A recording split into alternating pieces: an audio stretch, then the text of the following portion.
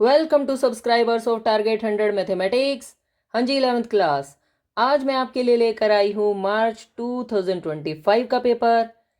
Section A, B और सी के questions हम पहले कर चुके हैं और आज हम करेंगे सेक्शन डी और ई के क्वेश्चंस। ओके। सेक्शन डी में 5 मार्क्स के क्वेश्चंस हैं। Question number 32, find the principal solution and general solution of the equation this. ये डिलीटेड सिलेबस में से क्वेश्चन आ गया है, आउट ऑफ सिलेबस है, इसलिए हम इस क्वेश्चन को नहीं करेंगे। इस क्वेश्चन की चॉइस में देखिए, हमारे पास ये क्वेश्चन है कोस square x plus pi by 3 plus cos square x minus pi by 3 का आंसर हमें 3/2 लेकर आना है। इसके लिए यहाँ पर हम एक सिंपल सा फॉर्मूला अप्लाई करेंगे कोस स्क्वायर एक्स का क्या रूल होता है? 1 प्लस कोस 2x/2। 2 प्रूव की हमने लेफ्ट हैंड साइड लिखी है और इस लेफ्ट हैंड साइड में कोस स्क्वायर एक्स के प्लेस पर हम रूल लिखेंगे। कोस स्क्वायर एक्स का फॉर्मूला होता है 1 plus cos 2x/2। Okay, 1 plus cos 2x/2, यानी यहां पर जितना भी एंगल होता है आपको उसका डबल करना है। अब यहाँ पर एंगल क्या है? x प्लस पाई बाई 3, तो फिर आप क्या लिखेंगे? 1 प्लस कोस इसका double 2x plus 2 pi by 3, दोनों को आप 2 से मल्टीप्लाई कर देंगे divided by 2। Similarly 1 plus cos, यहाँ पर एंगल क्या है? x माइनस पाई बाई 3, इसका डबल करेंगे 2x minus 2 pi by 3 divided by 2। अब हम इन सब में से 1/2 को कॉमन लिखेंगे।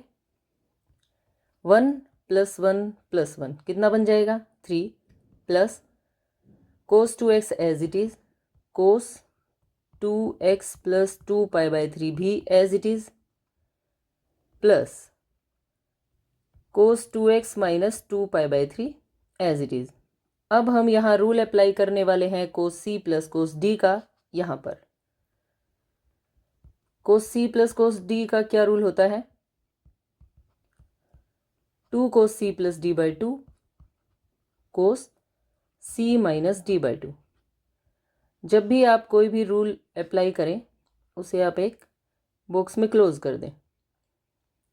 1/2 as it is, 3 plus cos 2x भी as it is. Now 2 cos C plus D, C के प्लेस पर है 2x plus 2 pi by 3 plus D के प्लेस पर है 2x माइनस 2 पाई बाई 3। ये हो गया c प्लस d/2। फिर हम लिखेंगे कोस c माइनस d/2, यहाँ पर लिख देती हूँ मैं। पहले लिखेंगे c और जब आप d को माइनस करेंगे तो साइन चेंज हो जाएंगे बाय 2। ओके, अब यहाँ पर 2 पाई बाई 3 से 2 पाई बाई 3 कैंसिल, यहाँ 2x से 2x कैंसिल हो जाएगा। 1/2 3 प्लस कोस 2x प्लस 2 कोस 2x में जब आप 2x को ऐड करेंगे तो ये बन जाएगा 4x/2 कोस 1/2 साइड में 2 पाई बाई 3 क्या बन जाएगा? 4 पाई बाई 3। ओके, 2 से ये 4 भी कैंसिल हो जाएगा। चलिए 1/2 as it is, 3 plus cos 2x 2 cos 2 2 ज़ा 4, यानी ये बन गया कोस 2x। और ये है कोस 2 pi by 3। Cos 2 pi by 3 को आप कैसे लिख सकते हैं? कोस 2 पाई बाई 3 को लिखा जा सकता है cos pi minus pi by 3। Okay, क्योंकि 3 1 ज़ा 3, माइनस 1 करेंगे तो 2 पाई बाई 3 बन जाएगा, इसलिए हमने इसे लिख दिया pi minus pi by 3। 1/2 as it is, 3 plus cos 2x। अब देखिए, पाई में से जब भी आप कोई टर्म सब्ट्रैक्ट करते हैं तो आप सेकंड क्वाड्रेंट में आएंगे। पहली बात, पाई पर कोई ट्रिग्नोमेट्रिक फंक्शन चेंज नहीं होता, तो यहाँ से कोस, यहाँ से pi by 3 as it is लिखेंगे आप कोस पाई बाई 3। लेकिन पाई में से जब भी आप कुछ सब्ट्रैक्ट करते हैं तो सेकंड क्वाड्रेंट में आएंगे, और सेकंड क्वाड्रेंट में कोस नेगेटिव होता है। इसका माइनस कहाँ आ जाएगा? यहाँ पर। Okay, 2 cos 2x as it is. अब cos पाई बाय 3 की वैल्यू क्या होती है? 1/2। 3 plus cos 2x minus 2 cos 2x, और cos 60 की वैल्यू 1/2। 2 से 2 कैंसिल हो जाएगा। ये प्लस का cos 2x है, ये माइनस का cos 2x है, ये दोनों टर्म्स भी कैंसिल हो जाएंगी और हमारे पास सिर्फ 3/2 बचेगा। यही हमें RHS चाहिए थी, हैंस प्रूव्ड। ओके, 5 मार्क्स का ये क्वेश्चन है आपका। नाउ नेक्स्ट क्वेश्चन देखिए।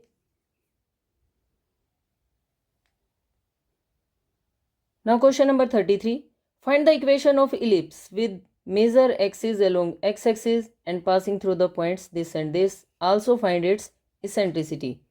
इक्वेशन ऑफ इलिप्स अगर मेजर एक्सिस एक्स एक्सिस हो तो क्या होती है? X square by a square plus y square by b square. Equation of ellipse x square by a square plus y square by b square is equal to 1। इसे बना देते हैं first equation. It passes through, इसके जो passing points हैं वो लिख लेते हैं 4 3 एंड -1 4। पासिंग पॉइंट्स को हम यहाँ x और y के प्लेस पर पुट करेंगे। सबसे पहले x के प्लेस पर 4, y के प्लेस पर 3। 4 का स्क्वायर 16, 3 का स्क्वायर 9 इज इक्वल टू 1। जब आप x के प्लेस पर -1 रखेंगे तो ये बन जाएगा 1/a square plus 16/b square is equal to 1। अब आप क्या करें, 1/a स्क्वायर को मान लें x और 1/b स्क्वायर को मान लें y, और इसे बना देते हैं स्टार, क्योंकि हमें लास्ट में इसकी ज़रूरत पड़ेगी। जब आप स्टार को यहाँ पर यूज़ करेंगे तो ये इक्वेशंस बन जाएंगी 16x plus 9y is equal to 1। इसे बना देते हैं सेकेंड इक्वेशन, और थर्ड इक्वेशन क्या बन जाएगी? x plus 16y is equal to 1। ये बन गई है थर्ड इक्वेशन। ओके, अब हम क्या करेंगे, इस थर्ड इक्वेशन को 16 से मल्टीप्लाई कर देते हैं। ये वाली इक्वेशन एज इट इज़ लिखेंगे 16x plus 9y is equal to 1, और इसे 16 से मल्टीप्लाई करेंगे तो ये 256 बन जाएगा, और फिर आप करेंगे साइन चेंज। ऐसा करने से x की वैल्यू कैंसिल, ये बनेगा माइनस का 247y माइनस का 15, यानी y की वैल्यू यहाँ से क्या आ जाएगी? दोनों साइड से आप माइनस को कैंसिल कर देंगे, ये आ गई y की वैल्यू। y की इस वैल्यू को हम सेकंड इक्वेशन में पुट करेंगे यहाँ पर, तो हमारे पास x की वैल्यू आ जाएगी। आप इसे थर्ड इक्वेशन में भी पुट कर सकते हैं। 16x plus 9 into 15/247 is equal to 1। यहाँ से हम x की वैल्यू को कैलकुलेट करेंगे। 15 9 ज़ा 135, प्लस के नंबर्स राइट साइड जाकर दूसरी साइड जाकर माइनस में चेंज हो जाते हैं। यहाँ पर आप एलसीएम लेंगे, 247 माइनस 135 डिवाइडेड बाय 247, ये वैल्यू आ जाएगी 112 डिवाइडेड बाय 247, और यहाँ से x की वैल्यू, मल्टीप्लाई वाले नंबर्स चले गए हैं डिवाइड में, 16 7 ज़ा 112, और ये आ गई है x की वैल्यू। जब हमारे पास x और y दोनों की वैल्यूज़ आ गई हैं तो हम इन्हें यूज़ करेंगे अब यहाँ स्टार में। x और y की यहाँ पर वैल्यू पुट कर देंगे फ्रॉम स्टार। 1/a स्क्वेयर किसके इक्वल हो जाएगा? 7/247 के। यहाँ से a स्क्वेयर की वैल्यू 247/7, दोनों साइड आप रेसिप्रोकल कर देंगे, और 1/b स्क्वेयर की वैल्यू 15/247, रेसिप्रोकल करेंगे तो बी स्क्वायर की वैल्यू आ जाएगी 247/15। इन दोनों वैल्यूज़ को हम फर्स्ट इक्वेशन में पुट करेंगे, इलिप्स की जो हमने सबसे पहली इक्वेशन मानी थी, यानी ये यहाँ पर आप ए स्क्वायर और बी स्क्वायर की वैल्यू पुट कर देंगे। Put in equation 1। डिवाइड के नीचे डिवाइड हो तो वो ऊपर आ जाता है, इसीलिए 7 ऊपर आ जाएगा। 15 भी आप वाई स्क्वायर के पास लिखेंगे इज इक्वल टू 1। और जैसे ही आप एलसीएम लेंगे 247, तो हमारे पास ये इलिप्स की इक्वेशन आ जाएगी। ओके, अब हमें यहाँ बतानी है इसेंट्रिसिटी। नाउ ई स्क्वायर का क्या रूल होता है? A square minus B square divided by A square, 1/a square यानी 7/247, और ए स्क्वायर में से हम बी स्क्वायर को माइनस कर देंगे। 247/7 माइनस 247/15। यहाँ मैंने ए स्क्वायर की वैल्यू लिखी है और इस वाले ए स्क्वायर को मैंने पलट कर लिख दिया, जो 7 डिवाइड में था वो ऊपर आ जाएगा।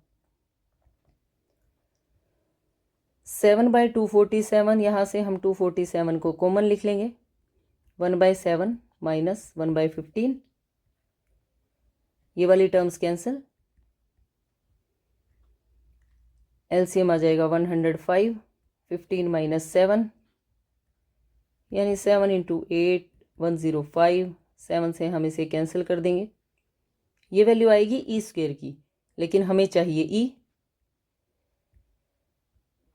8/15 का अंडर रूट, ये है आंसर। आप चाहें तो 8 को अंडर रूट से बाहर भी लिख सकते हैं, 2/√2, लेकिन 15 के ऊपर अंडर रूट रहेगा। इसी के साथ ही वाला क्वेश्चन 33 फिनिश। अब हम इस क्वेश्चन की चॉइस वाला क्वेश्चन करेंगे।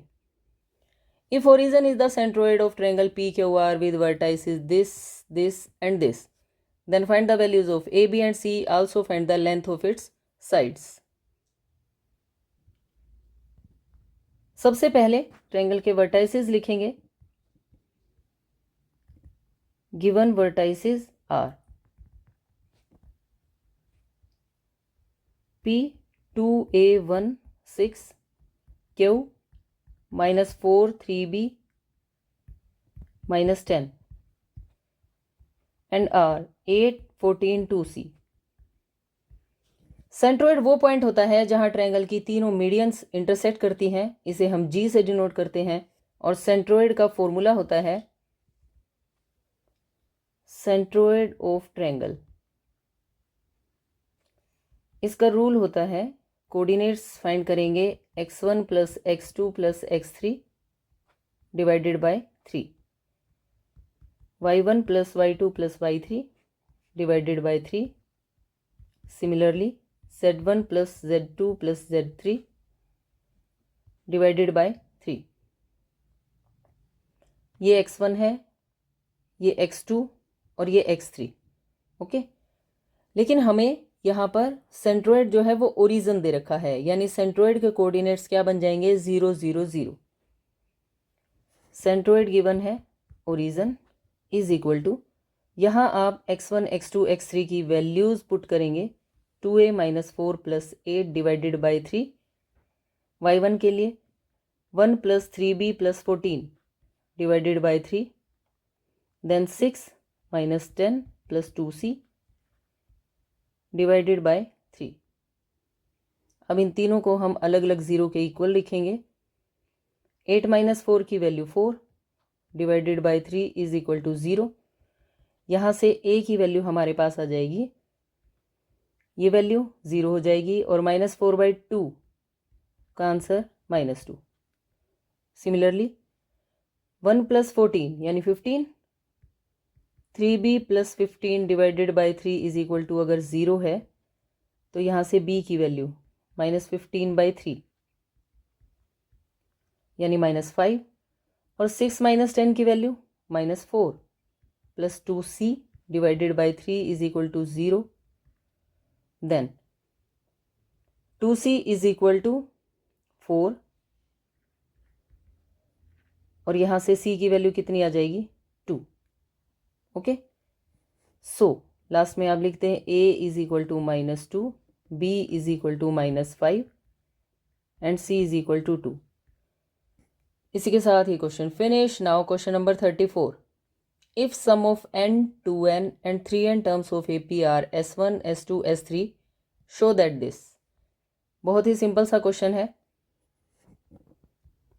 सबसे पहले इसने कहा है कि S1 n टर्म्स का सम है, यानी S1 की value n/2 2a plus n-1 into D. S2 है 2n टर्म्स का सम, यानी 2n/2 2a plus 2n-1 into D. n को आप रिप्लेस कर दें 2n से, और S3 क्या है 3n टर्म्स का सम, यानी 3n/2 2a plus 3n-1 into D. Okay, अब हमें S2 में से S1 को माइनस करना है, तो चलिए राइट साइड हम लेकर चल रहे हैं। पहले हम S2 माइनस S1 को कैलकुलेट करेंगे। S2 माइनस S1 के लिए आप क्या करें, इन 2 से 2 को कैंसिल ना करें। ओके, इसका फ़ायदा ये होगा, जब आप S2 में से S1 को घटाएंगे तो आप क्या करें, इस n/2 को आप कॉमन लिख लें। ओके, n/2 को आप कॉमन लिखेंगे और इस 2 की मल्टीप्लाई इससे और आगे भी हम कर देते हैं। 2 2 ज़ा 4a प्लस 2 2 ज़ा 4n minus 2 into D. Okay, और हमें माइनस करना है S1 को। ये n/2 तो हम कॉमन ले चुके हैं, साइन चेंज करेंगे, माइनस का 2a minus n-1 into D. अब इस n/2 को तो लिखा रहने दें as it is. 4a minus 2a की वैल्यू 2a प्लस, इन दोनों टर्म्स में से आप d को बाहर कर लें, 4n-2 minus n plus 1 into D. ये माइनस इस माइनस को प्लस बना देगा।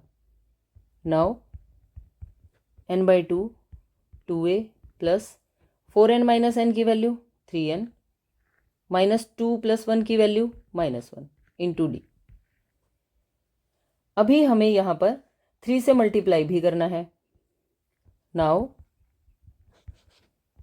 3s2 minus s1 is equal to, जैसे ही आप इसे 3 से मल्टीप्लाई करेंगे ये बन जाएगा 3n/2 2a plus 3n-1 into D. लेकिन ध्यान से देखिए, ये वैल्यू किसकी है, ये वैल्यू है S3 की, तो हमने इसे S3 लिख दिया। RHS लेकर चले थे, LHS आ गई, हैंस प्रूव्ड। 5 मार्क्स का ये क्वेश्चन फिनिश। नाउ इस क्वेश्चन की चॉइस में हमारे पास ये एक और क्वेश्चन है। If ABCD are in GP then show that this. बहुत ही सिंपल सा क्वेश्चन है, क्योंकि A B C and D are in GP, so क्या होना चाहिए, ये टर्म्स होनी चाहिए AR square AR cube type से, where R is common ratio. तो आप फर्स्ट टर्म को क्या लिख लें A, B को क्या लिख लें AR, C क्या हो गई AR स्क्वेयर, और D है AR cube, where R is common ratio.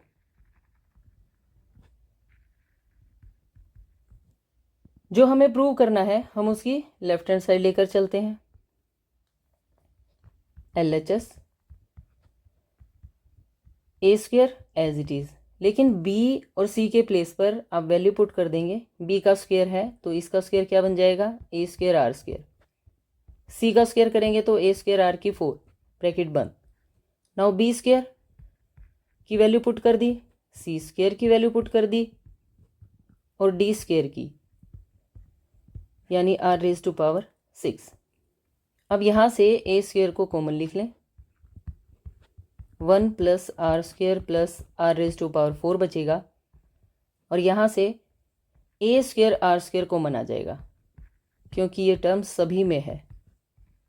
यहाँ से आर स्क्वेयर बचा, यहाँ से आर की पावर 4। अब ये टर्म्स है मल्टीप्लाई में और ये दो ब्रैकेट्स में सेम वैल्यूज आ गई तो मैंने इसे होल स्क्वेयर लिख दिया। ए स्क्वेयर को ए स्क्वेयर से जब आप मल्टीप्लाई करेंगे तो ए की 4 आर स्क्वेयर। LHS के इस आंसर को आप यहीं छोड़ देंगे और अब हम लिखेंगे RHS। RHS में आपको ए और बी की मल्टीप्लाई करनी है। ए एज इट इज, बी की वैल्यू AR, ये बी की वैल्यू, ये सी की वैल्यू। अब ये है सी की और ये है डी की वैल्यू। होल स्क्वायर पहले से ही चल रहा है स्टेटमेंट से। नाउ ये क्या बन जाएगा, A square R cube A square R की 5 होल स्क्वायर। यहाँ से आप क्या कॉमन लिख सकते हैं, यहाँ से कॉमन आएगा ए स्क्वायर आर, क्या बचेगा 1 प्लस आर स्क्वायर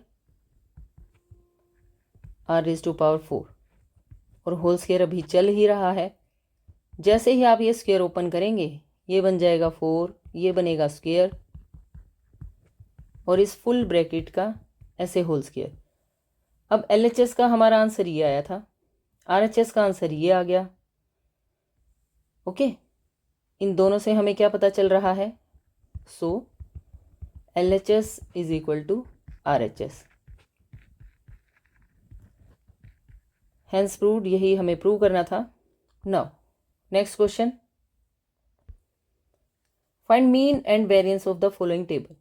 हमें यहाँ पर मीन और वेरिएंस फाइंड करना है तो ये टेबल पहले हमें थोड़ा सा अलग तरह लिखनी पड़ेगी। देखिए कैसे, हाइट और FI लिखने के बाद हम लिखेंगे XI जो इस इंटरवल का मिड पॉइंट होता है। 70 और 75 का मिड पॉइंट 72.5, 75 और 80 का 77। आप इनमें 5 ऐड करते चले जाइए क्योंकि इन सभी इंटरवल्स का डिफरेंस भी 5 है, तो आपके पास ये कंप्लीट XI की लाइन रेडी हो जाएगी। उसके बाद हमें एक मीन अपनी तरफ से मानना है, एज्यूम्ड मीन A, और A के लिए हम बीच वाली कोई भी टर्म ले लेते हैं XI के अंदर। मान लीजिए मैंने ये वाली टर्म ले ली 92.5, आप 87.5 भी ले सकते हैं। और अब हम कैलकुलेट करेंगे YI, XI minus A by 5। जब आप 72.5 में से 92.5 को माइनस करेंगे और 5 से डिवाइड करेंगे तो ये वैल्यू आएगी -4, देन -3, -2, -1 और यहाँ पर ये वैल्यू 0 आएगी, 1, 2, 3। अब इसी YI का हमें करना है स्क्वायर। 4 का स्क्वायर 16, देन 9, 4, 1, 0, 1, 4, 9। ओके, अब हमें FI और YI की मल्टीप्लाई करनी है। FI YI की मल्टीप्लाई करने के लिए आप क्या करेंगे, इस FI को इस YI से मल्टीप्लाई करेंगे। 3 4 ज़ा 12, माइनस का -12 -14, अगेन -12, 0, 9, 12 एंड 12। उसके बाद हम इस FI की YI स्क्वायर से मल्टीप्लाई करेंगे तो हमारे पास ये वाला कॉलम आ जाएगा। It will be 48, 36, 28, 12, 0, 81, 72 and 48। Okay, अब हमारे पास मीन का क्या फॉर्मूला होता है, x बार की वैल्यू होती है a plus summation FI YI divided by n multiply by h। Assumed mean है 92.5 प्लस समेशन FI YI का सम यानी इस लाइन का, इसे जब आप सम करेंगे तो माइनस का 17 आएगा। इसे भी लिख लेते हैं, 193 बनेगा और ये सम है 60। ओके, समेशन FI YI बना माइनस का 17, n की वैल्यू 16, ये होता है n सभी FI का सम और h तो इंटरवल का डिफरेंस होता है यानी 5 से हमने इसे कैंसिल किया। 92.5 माइनस 12 से हम 17 को डिवाइड कर देंगे 1.41 अप्रोक्सीमेट, सब्ट्रैक्ट करके 91.09। ये आ गई मीन की वैल्यू। लेकिन हमें अभी वेरिएंस और फाइंड करना है, तो उसके लिए आपको वेरिएंस का फॉर्मूला पता होना चाहिए। वेरिएंस को डिनोट करते हैं सिग्मा स्क्वायर से, और इसका रूल होता है h square by n square, n summation F I Y I square minus summation F I Y I का होल स्क्वायर। सिर्फ फॉर्मूला आपको याद करना है, वैल्यूज़ बड़ी ही सिंपल हैं। h की वैल्यू है 5, n की वैल्यू है 60, यहाँ पर 60, एफ आई वाई आई के स्क्वायर का सम यानी ये वाली लाइन, ये सम है 193, तो 60 into 193 minus summation F I Y I, ये वैल्यू है माइनस का 17 होल स्क्वायर। बस अब हम इसे सिंप्लीफाई कर लेते हैं। 25 3600, ये मल्टीप्लाई आप करेंगे 11580, 17 का स्क्वायर होता है 289, ये वाला माइनस तो प्लस हो जाएगा, और जब आप 289 को माइनस करेंगे 3600 मल्टीप्लाई 11291, दोनों की मल्टीप्लाई कर लेना। 282275 डिवाइडेड बाय 3600, जब आप इसे डिवाइड करेंगे तो 78.409 वैल्यू आ जाएगी वेरिएंस की। ओके, नाउ इसी क्वेश्चन की चॉइस में हमारे पास एक और क्वेश्चन है, देखिए ध्यान से।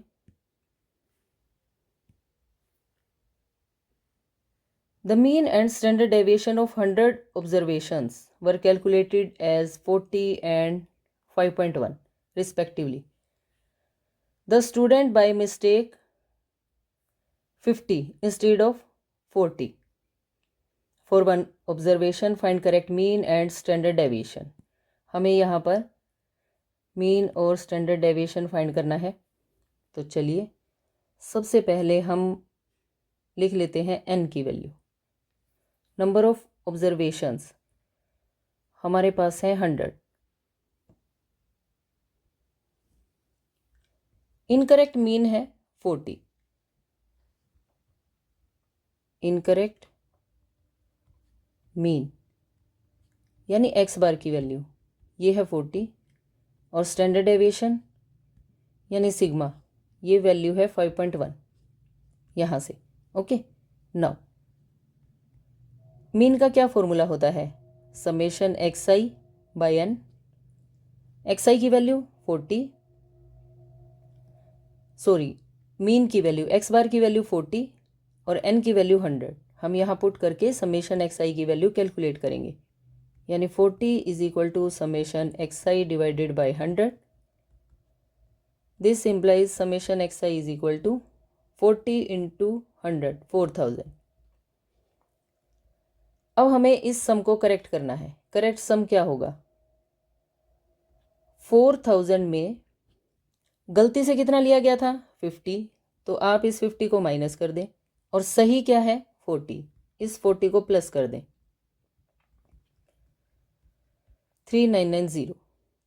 जब हमारे पास करेक्ट सम है तो करेक्ट मीन भी आ जाएगा। सही मीन क्या होगा? Summation x I by n यानी 3990 डिवाइडेड बाय 100, क्योंकि 100 ऑब्जर्वेशंस हैं तो सही मीन आ गया 39.9। एक आंसर तो ये आ गया हमारे पास। अब हम बात करते हैं स्टैंडर्ड डेविएशन की, यानी सिग्मा की। स्टैंडर्ड डेविएशन का क्या फॉर्मूला होता है? 1/n समेशन एक्स आई स्क्वायर माइनस एक्स बार का स्क्वायर और इसका अंडर रूट।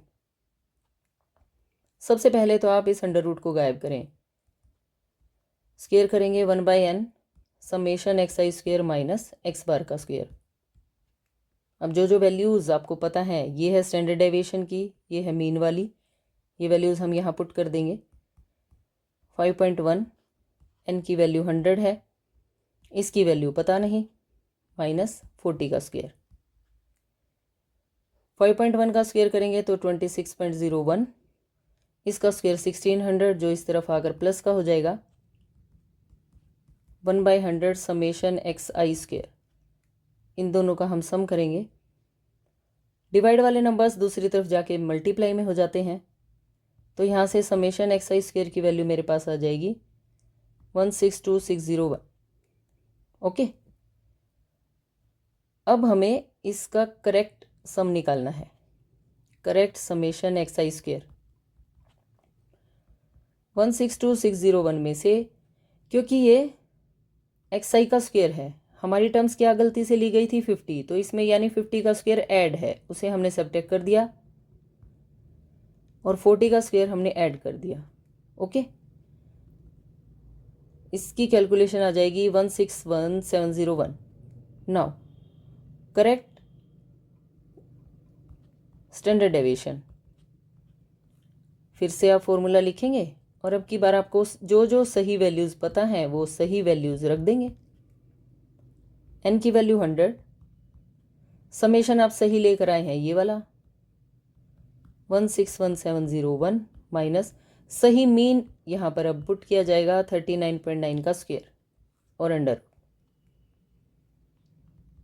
100 से जब आप इसे डिवाइड करेंगे 161.01 बन जाएगा और इसका स्क्वायर बनेगा 1592.01। सब्ट्रैक्ट करेंगे √25 जिसकी वैल्यू होती है 5, which is required answer. Okay, हमने करेक्ट मीन और करेक्ट स्टैंडर्ड डेविएशन को फाइंड कर दिया है। इसी के साथ सेक्शन ई फिनिश। नाउ अब हम करेंगे केस स्टडी वाले क्वेश्चंस सेक्शन ई के। ये पी एक पॉइंट है सर्कल के ऊपर, रेडियस जिसकी आई है, सेंटर ओ है, एंगल एओपी है एक्स रेडियंस, ये वाला एंगल है एक्स रेडियंस। अब हमें इन कुछ बातों के जवाब देने हैं। फर्स्ट पार्ट, अगर ए की वैल्यू √3/2 और बी की वैल्यू 1/2 है तो हमें एक्स की वैल्यू बतानी है। ए और बी है यहाँ।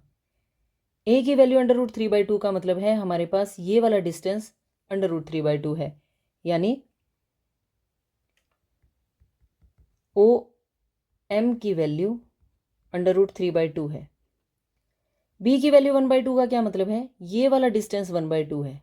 ओके, यानी P M is equal to 1/2। अब हमें फाइंड क्या करना है, ये वाला एंगल एक्स। कैसे फाइंड करेंगे, P M by O M कर लीजिए। P M by O M क्या होगा, 10x, यानी पी एम की वैल्यू 1/2, इसकी वैल्यू √3/2। 2 से 2 कैंसिल हो जाएगा और 1/√3 10 में कहाँ होता है,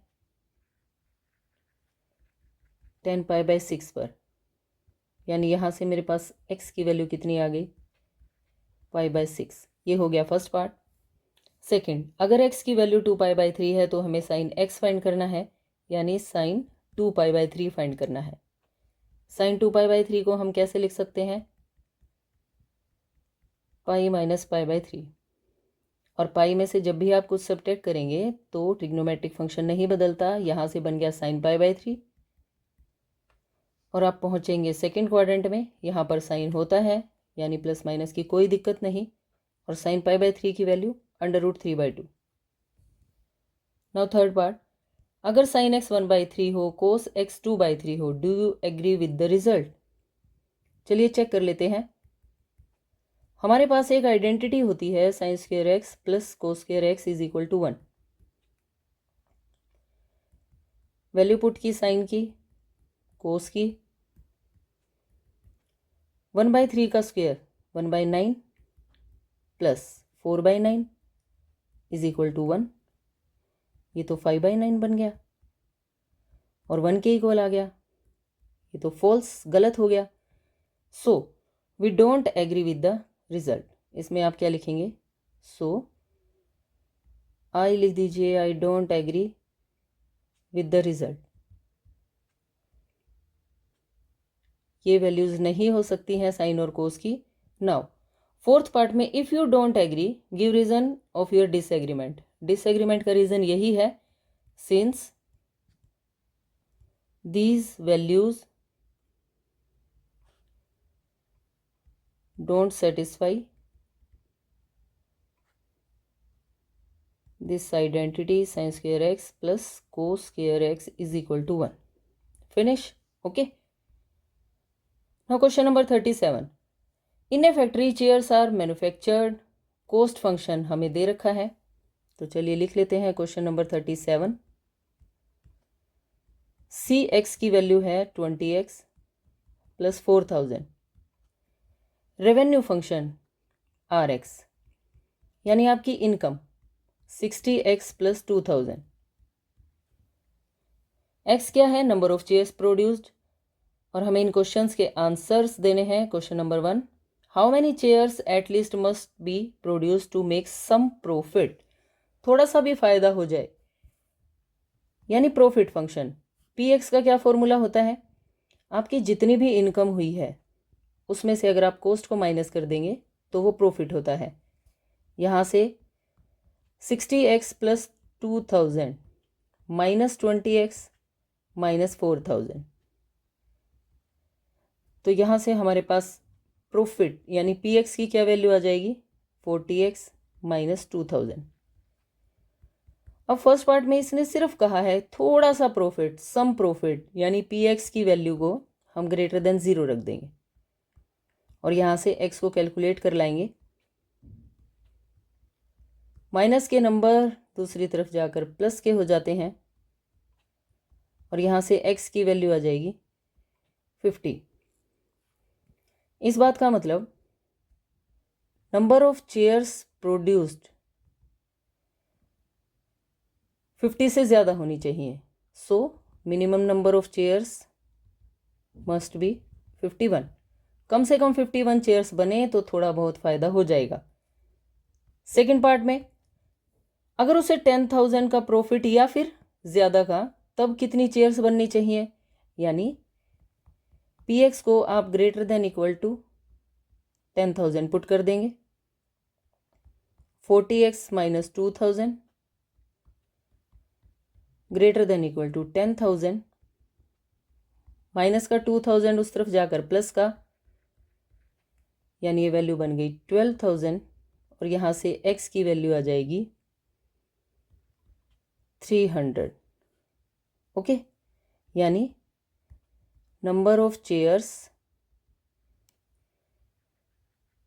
मस्ट बी 300 और मोर. कम से कम 300 चेयर्स बनेंगी या उससे ज़्यादा तो 10,000 रुपीज़ का प्रॉफिट हो जाएगा. Now question number 38. ये डायग्राम गिवन है. ए ship is selling along the line shown in the figure. ये पॉइंट है ए और ये पॉइंट है बी.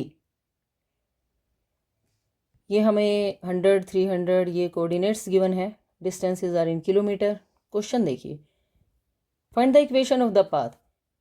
हमें इस पाथ की इक्वेशन बतानी है, यानी 2 पॉइंट्स गिवन है.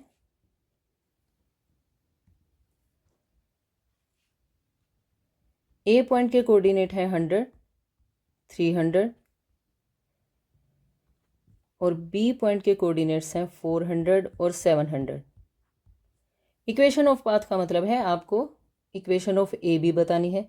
इसके लिए हमें स्लोप की ज़रूरत पड़ेगी और स्लोप का रूल क्या होता है? y2 minus y1 x2 minus x.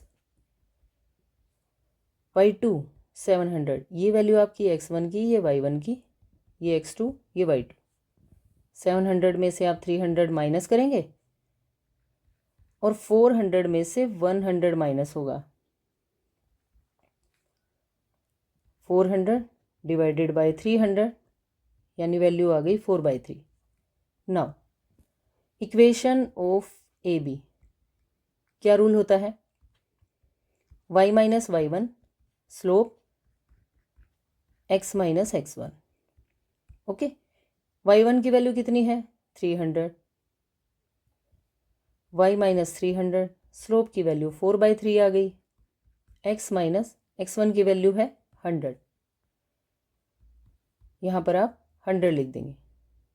Cross multiply करेंगे तो 3y, ये बन जाएगा 900. यहाँ पर 4x और यहाँ 400.